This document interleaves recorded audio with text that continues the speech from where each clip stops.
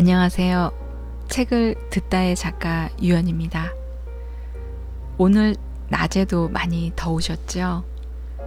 근데 이곳 철원은요, 저녁만 되면 벌써 선선한 바람이 불어요.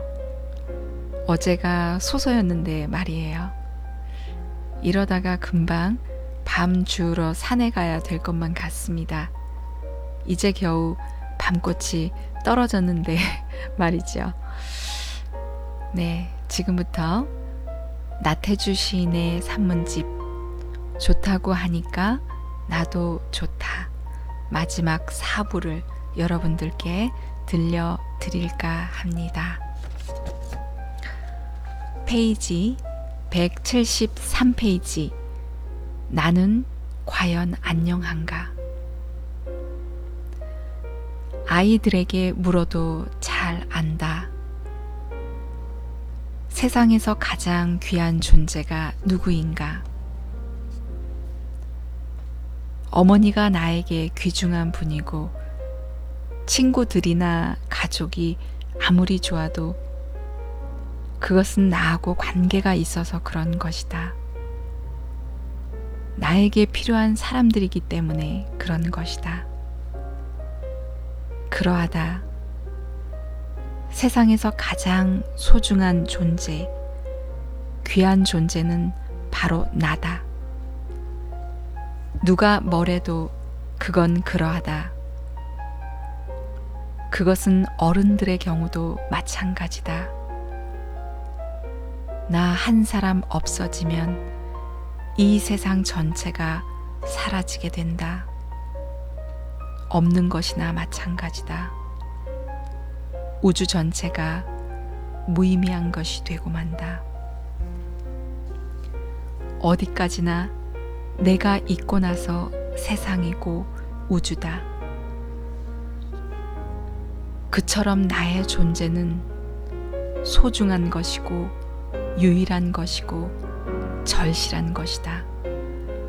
하지만 사람들은 짐짓 이 나 자신에 대해서 잘 알려고 하지 않는 것 같다. 무턱대고 자기에 대해서는 자신이 잘 안다고 치부하고 넘어가는 것이다. 그러기에 나에 대해서 잘해주려고 하지 않는 경향이 있다. 아예 무관심한 것이다. 오늘날 사람들이 힘들다, 어렵다, 지쳤다 하는 것도 나에 대해서 소홀히 하고 제대로 대접을 해주지 않는 탓이다. 가능하다면 기회가 있는 대로 자주 자기 자신을 객관화해서 바라볼 일이다. 들여다볼 일이다. 나의 상태는 지금 어떠한가? 내 안에 있는 나는 과연 안녕한가?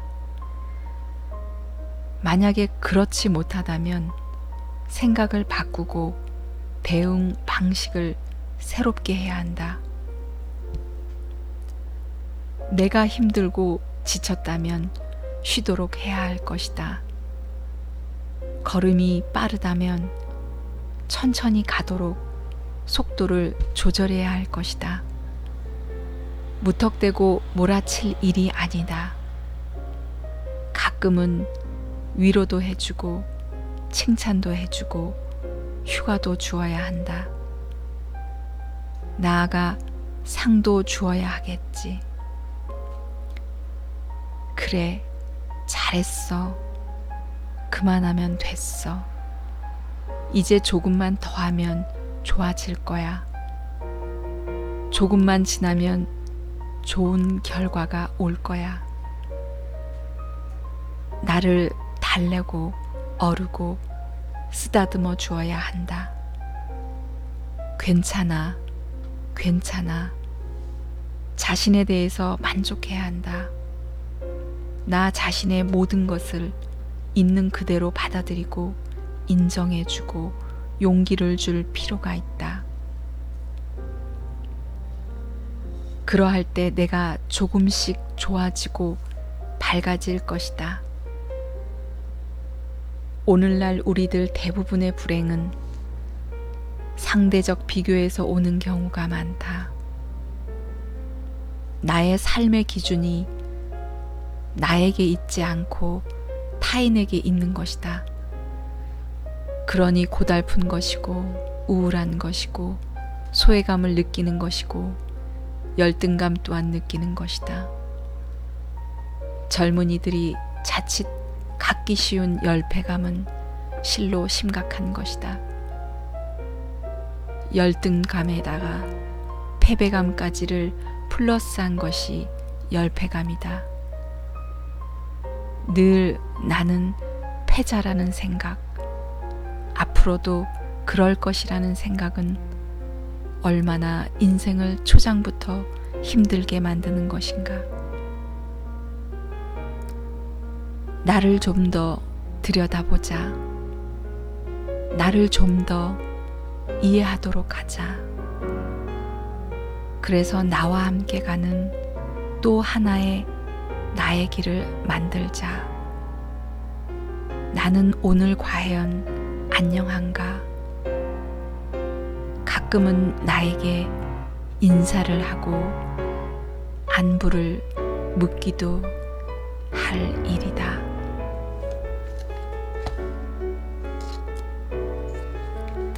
행복이란 우리들의 삶을 다시 한번 들여다본다. 우리의 나날은 고달프고 팍팍하고 힘에 겹다. 젊은 세대는 젊은 세대들대로, 중년이나 노년은 또 그들대로 힘들다. 심지어 중학생들도 자기들 삶이 어렵다고 말하고, 초등학교 어린이들조차 고달프다고 하소연을 한다. 왜 그런가? 사회가 복잡해지고 저마다 할 일이 너무나 많은 탓이고, 상호간 기대 수준이 다락같이 높은 까닭이다. 이유는 뻔하다. 삶의 여건이 허락되지 않아서 그런 것이다. 나라의 땅은 좁고 자원은 부족한데 인구는 촘촘하기 때문이다. 그리고 인생관과 가치관의 일원화도 큰 문제다. 무엇보다도 이것을 좀 줄여야 한다. 모두가 한 줄로 서서 한 방향만 보면서 가는 사회. 그것이 오늘날 우리들 삶의 실상이다. 그러니 과도 경쟁이 나오는 것이고, 상대의 비교가 강한 것이고, 더불어 불행감이 늘어나는 것이다. 오래전 내가 교직에 있던 시절, 아이들을 가르칠 때는 나처럼 해봐라 이렇게 라고 말하며 가르쳤다. 이론화이고 한 줄로 세우기다. 그러나 지금은 많이 달라졌다. 지금은 너처럼 해봐라 그렇게 하고 가르쳐야 한다고 본다. 내 생각에는 그렇다. 삶에는 적어도 세 가지가 있다고 본다. 첫째는 부유한 삶. 무엇보다도 물질로 넉넉한 삶이다. 이것은 누구나 원하는 삶이다. 심지어 돈과 물질이 없으면 세상 만사 되는 일이 없다는 말까지 나도는 세상이니 물질의 힘이야말로 대단한 것이겠다. 둘째는 아름다운 삶이다. 아름다움은 지극히 주관적인 가치고 상대적인 것이다. 유행을 따르는 경향이 강하고 모델의 영향이 크다. 어쩌면 항구적으로 믿을 구석이 부족한 것이기도 하다. 그러나 아름다움에 대한 매력을 떨칠 수 없는 것이 우리들 인간이다.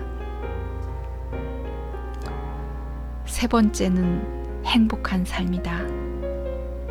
행복이야말로 인간이면 누구나 바라고 꿈꾸는 바요. 저마다 추구하는 최상의 가치가 아니겠는가. 그런데 행복이란 것이 늘 손에 잡히지 않는 파랑새라는 것이 문제다. 어떻게 하면 그 파랑새를 잡을 수 있을까? 행복이야말로 지극히 주관적인 것이다. 외형적이기보다는 내면적인 것이고 보다 많이 감정이 지배하는 영역이다.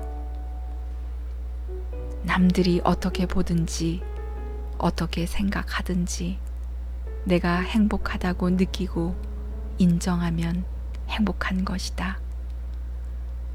물질적인 풍요나 외형적인 아름다움과는 절대적인 상관관계가 없다는 것이다. 여기서 행복 지수란 것이 나온다. 경제적으로 비난한 나라 사람이라도 마음으로 행복하면 행복하다. 우리들이 꿈꾸고 소망하는 행복한 삶은 결코 남의 것이 아니다. 나 자신 안에 이미 내재해 있는 것이고 이미 준비된 일이고 뻔하고 뻔한 일들이다. 다만 우리가 그것을 발견하지 못해서 그런 것이다. 우리가 할 일은 그 행복을 찾아내고 그것을 밖으로 표현하고 좋은 쪽으로 기르고 성장시키는 일이다. 진정으로 행복한 사람은 다른 사람을 행복하게 만들어주고 그 사람이 행복해하는 것을 보고 자기도 행복해하는 사람이 아닐까. 빅토르 위고는 이렇게 말하기도 했다. 인생에서 최고의 행복은 우리가 사랑받고 있는 사람이라는 것을 확인하는 일이다.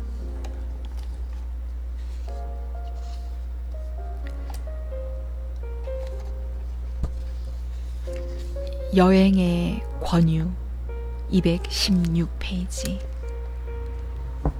우리의 일상은 날마다 올망졸망 비슷하다. 따분하고 짜증이 나고 지루함을 느낄 수도 있겠다. 때로는 이러한 감정이 우울한 감정을 갖게 하고 드디어는 불행감으로 연결되기도 할 것이다. 당신이 현명한 사람이라면 이러한 마이너 감정에서 과감히 뛰어나올 준비를 해야 한다. 여행 말이다. 여행을 계획하고 여행을 감행해 보는 것이다. 대개들 여행이라 그러면 먼 나라로 떠나는 여행만을 생각하기 쉽다. 나는 그렇지 않다고 생각한다. 생각해 보면 우리들 인생 자체가 여행이고 하루하루가 또 여행이다. 어딘가 우리가 모르는 저 세상에서부터 이 세상으로 떠나온 여행 말이다. 정말로 하루하루의 삶 자체가 여행이다. 여행이란 무엇인가? 우리는 낯설고 새로운 환경과의 만남이겠고 호기심, 동경이 이끄는 세계로의 나감이다. 다시금 생각해 보시라. 우리의 삶 하루하루가 얼마나 새롭고 두려울 정도로 낯선 곳과의 만남 그 연속이겠는가. 자기가 살고 있는 마을 주변을 돌아보는 것도 자그만 여행이고 도시의 곳곳을 돌아보는 것도 여행이겠다. 특히 골목길을 돌아보는 일은 매우 유익한 일이다. 두 발로 걷는 것이 정석이지만 때로는 자전거를 이용해서 빠르게 유영하듯 휘적휘적 돌아보는 것도 좋을 것이다. 시간의 여유를 가질 필요가 있다. 일에 쫓겨서도 안 된다. 머리를 비워야 한다. 그렇게만 된다면 모든 것이 새롭게 낯설게 보일 것이다. 아, 저기에 저런 것들도 있었구나. 저것이 저런 모습이었나? 마음에 울림이 오고 조그만 모양이나 색깔이 번지기도 할 것이다. 이것을 나는 생활의 발견, 일상의 발견이라고 말하고 싶다. 유레카, 마음의 개안, 눈뜸이다. 이러한 눈뜸이 우리의 인생 하루하루를 싱싱하게 만들어주고 즐겁게 만들어주고 유용하고 유익하게 만들어주고 끝내는 행복한 마음으로 이끌어 줄 것이다. 이 얼마나 감사한 노릇인가. 먼 곳으로 떠나는 여행도 그렇다. 돈 들이고 시간 들이고 건강을 바쳐 떠나는 여행을 낭비라고 생각하던 시절이 나에게도 있었다. 떠남, 그 자체만 보면 낭비가 맞다.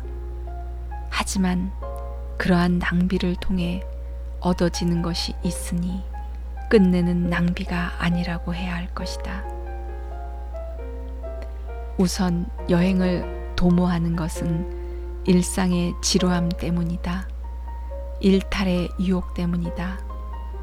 이때 일상은 구심력이 되고 여행지는 원심력이 된다. 어딘가로 떠나고 싶다는 생각은 일상의 지루함과 따분함에서 벗어나고 싶은 마음과 동일한 것이다. 충분히 열심히 잘 견디며 살았으니 이제 떠남의 결행은 우리들에게 몫이 되어야 한다. 떠나자. 떠나고 보자. 일단 가방을 꾸려 어떤 종류든 탈 것에 오르기만 하면 낯섦과 새로움이 구심력이 되고 지루했던 일상이 원심력이 된다. 조금씩 발버둥 치며 빨려 들어가는 낯섦의 세상. 며칠이고 되풀이되는 여행의 일정, 그 눈부심. 이제는 변화무쌍한 일상이 된다. 여행지의 낯섦과 새로움이 좋아지는 자신을 발견하기도 할 것이다. 하지만 일정이 계속되면서 조금씩 피곤을 느끼며 떠나온 일상의 그 따분함과 나른함과 편안함이 그리워지기도 할 것이다. 그렇게 되면 두고 온 일상이 그 따분함과 낯익음과 편안함이 원심력이 되고 여행지의 새로움과 낯섦이 구심력이 된다. 정작 우리가 여행을 떠나는 목적이 여기에 있다. 아, 그곳이 좋았다. 그곳으로 돌아가고 싶다. 일상의 그 따분함과 지루함과 편안함 속으로 돌아가고 싶다. 이것 또한 새로운 발견이고 자아의 눈뜸이다. 그렇다면, 그것이 진정 그러하다면 돈 들이고 시간 들이고 건강을 바쳐서 떠나는 여행은 낭비도 아니고 단순한 낭만도 아니겠다. 여행지에서 돌아보는 자기 자신의 모습은 어떨까? 함께 부대끼며 살아온 사람들의 모습은 또 어떨까? 작은 것, 버려진 것, 오래된 것들이 와락 소중하게 느껴질 것이다.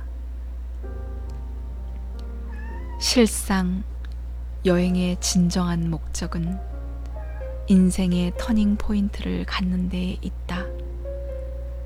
지금까지 이렇게 살아오던 삶을 저렇게 살도록 바꾸는 데 있다. 나의 진정한 모습은 무엇이며 내가 진정 살고 싶었던 나의 삶은 또 어떤 것이었던가? 그것을 찾아내고 돌아와 그대로 살아보도록 노력하는 데 있다. 사랑하는 당신, 정말로 당신의 삶이 지루하고 따분하고 무의미하기만 한가? 그렇다면 조금쯤 무리를 해서라도 떠나라. 멀리 떠나지 못하면 가까운 곳으로라도 떠나고, 그렇지도 못하면 마을의 골목길로라도 떠나시라. 거기에 당신이 찾는 당신의 모습이 당신을 기다리고 있을 것이다. 여행은 우리의 인생을 다시 태어나게 한다. 새롭게 꿈꾸고, 새롭게 발견하고, 새롭게 살게 한다.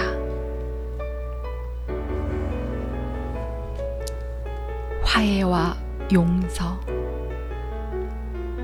사람은 살아가면서 언제나 그가 겪어야 할 과업을 지니고 있다.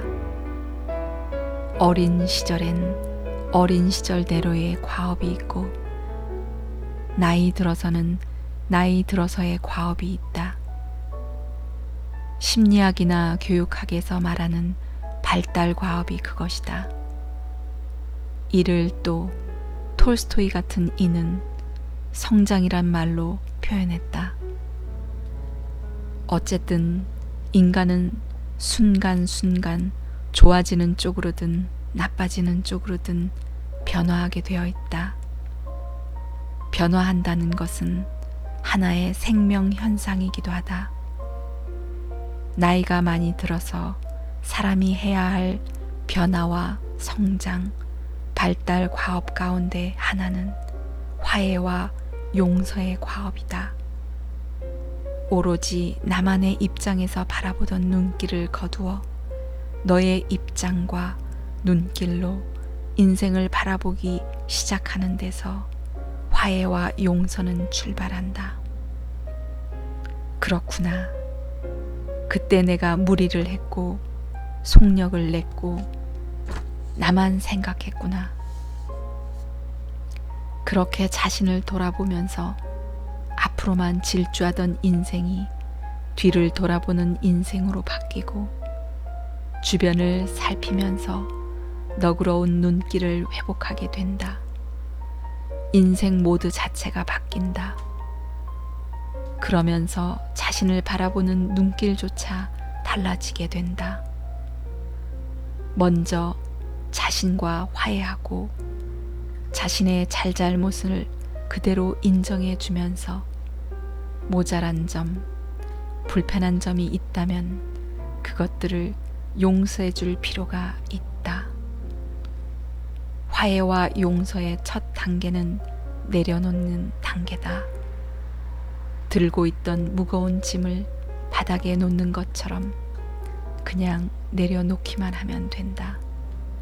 따지고 망설이고 할 필요도 없다. 그러면서 자신에게 휴식을 주고 관용을 베풀어야 한다. 여기서 필요한 것은 모든 일들을 안쓰럽게 여기는 마음이다. 부처님이 말씀하신 자비심이라 해도 좋고 공자님의 측은지심이라 해도 좋겠다. 이런 시선과 태도를 견지하면서 주변의 사람들을 보면 된다. 누구보다도 가족들을 그렇게 보아야 한다.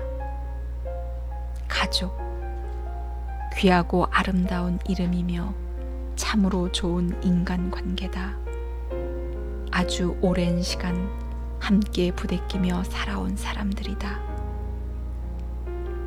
그러므로 좋은 일만 있었던 건 아니다. 살아오면서 이지러지고 상처받고 힘든 골목골목들이 그 누구보다도 많은 사람들이 가족이다. 나와 화해하고 나를 용서한 다음에는 내쳐 가족과 화해하고 가족을 용서해 주어야 한다. 그것이 바로 사람이 나이 들어서 진정으로 해야만 하는 발달 과업이다. 나의 경우 가장 먼저 용서하고 화해할 대상은 아버지였다. 그리고 다음은 아들. 아직도 이러한 나의 발달 과업은 진행 중이다. 어디까지 갈 줄은 모르겠으나 살아서 충분히 그 일을 해 나가고 싶다. 네. 늦은 시간 끝까지 들어주셔서 진심으로 감사드립니다. 여러분들의 삶이 어떠한 이유의 아픔과 역경을 만나게 되실지라도 담대하게 헤쳐나가실 수 있는 용기 있는 삶이 모두 되시기를 응원해 봅니다. 오늘 밤도 노곤한 하루의 피로를 여러분들의 이불로 다 덮어버리시고 평안한 꿈나라로 홀가분하게 떠나시기를 바라봅니다. 지금까지 책을 듣다의 작가 유연이었습니다. 감사합니다. 안녕히 주무시고 구독 버튼 잊지 마시고 꾹 눌러주세요.